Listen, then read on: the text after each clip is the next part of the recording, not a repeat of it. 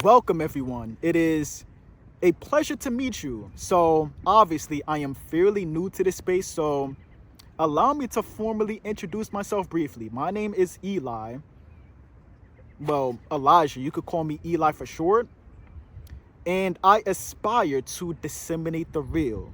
And obviously, that statement is 100% up for interpretation because, in other words, I aspire to disseminate various ideas that I may have within me based on life events, life scenarios, different concepts, anything related to everything I just said. And it's all opinionated. Like, I mainly aspire to disclose my personal opinions, and whatever I may think is extremely valuable and intriguing, you may not think the same. And that's okay because I am open minded. I remain open minded to foreign ideas and concepts. So if you think that I am incorrect about a specific term or a specific concept in particular, then I am willing to remain open to hearing your personal opinions and ideas related to the cause. And I encourage you to do the same, ladies and gentlemen. But without further ado, let's get started. So today, the topic of discussion involves two dynamic concepts revolving life. These two concepts holds contrasting components, if you ask me, but in a way they can be related to one another. These concepts are known as humility and pride. So I'm 24 years old. I'm still extremely young. I still have a lot of life left to live. And I say that with a grain of salt because we really and truly do not know how much time we have left on this world. However, throughout my journey so far, living 24 years on this earth, I have met tons of people. I have experienced tons of things. I have experimented with different activities, hobbies, went to various events that were outside of my comfort zone. And I was able to develop, I was able to learn so much throughout my journey so far simply by putting myself in different spaces with different people who may have foreign ideas that I was willing to subject to a certain degree. And with that came development, my wisdom pertaining to how people may operate around me, how people may operate in generally, and various skills that you can inherit. Like, this world is extremely broad. There are many things to encounter. That is where the aspect of humility comes into play, because I am willing to try new things, willing to improvise whenever applicable, because obviously I know God has a plan for me, but still, in order for that plan to convey, you have to put in your due diligence in terms of being versatile within the aspect that I just mentioned. And it's very, very integral to remain humble so you can retain the necessary information, so you can retain the necessary development of your calling. And I'm going to talk more about humility briefly because I want to get into the other dynamic that contrasts humility, that is pride. So I've come up with my own definition predicated to what I think each term means. So, pride, the subconscious mindset correlated to the inability to do anything wrong. You could do no wrong.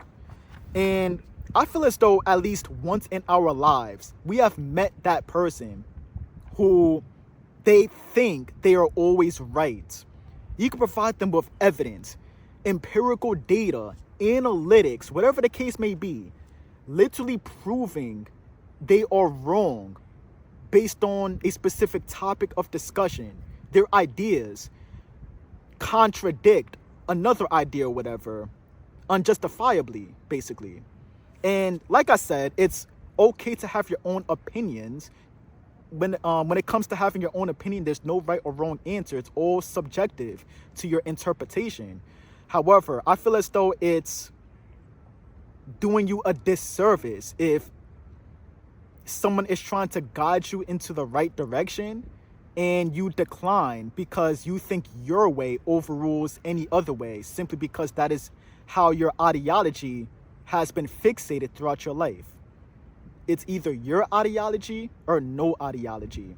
If you are doing a math problem and Albert Einstein, for instance, is trying to assist you with said math problem, you are unwilling to receive his assistance, even while knowing Albert Einstein historically is an extremely intelligent human being. You are unwilling to receive his assistance because your way overrules his way. And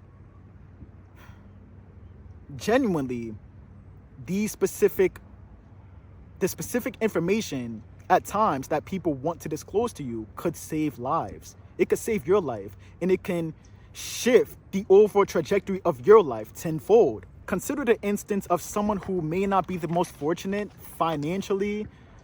Let's just consider the financial dynamic briefly. So someone who isn't fortunate in life resorts to robbing a bank in order to become financially stable.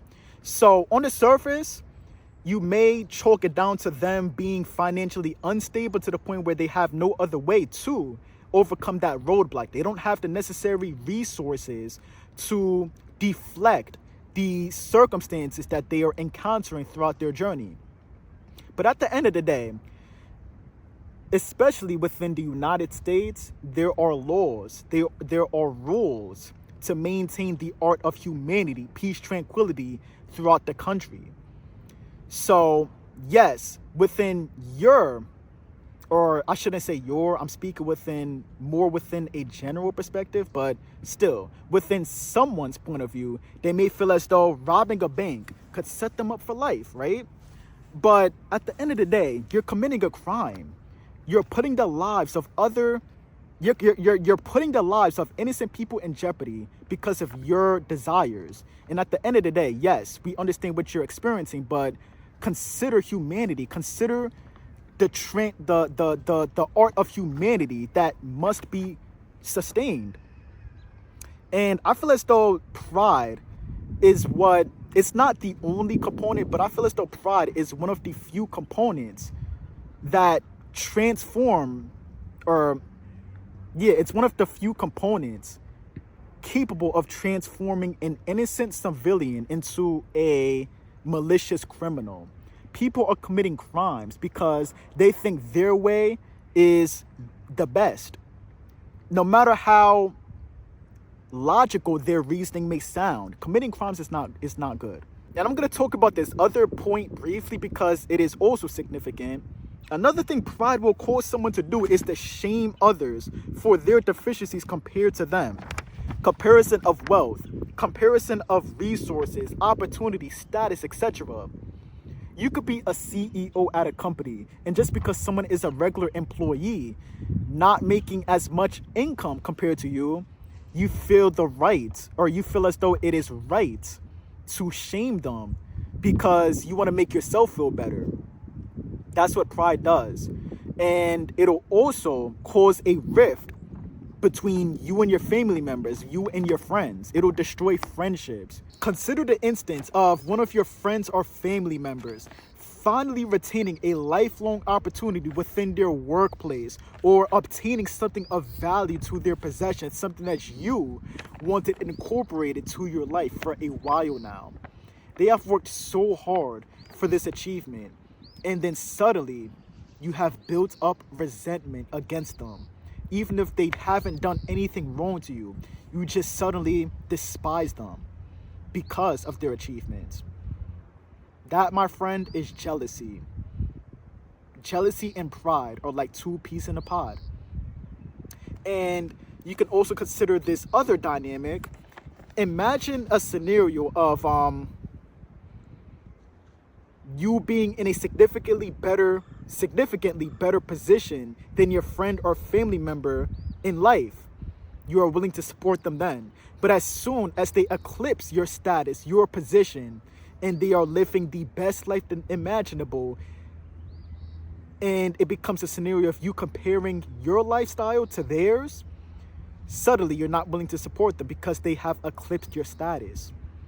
they're doing better than you. You are only willing to support them if you are doing better than them compared to the other way around. That's what pride does to you. And pride is evil, man.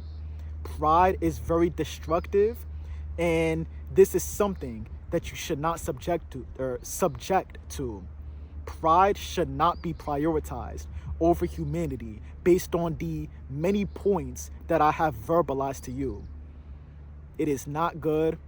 It'll cause dysfunction mentally and even externally. Dysfunction that you are not meant to experience.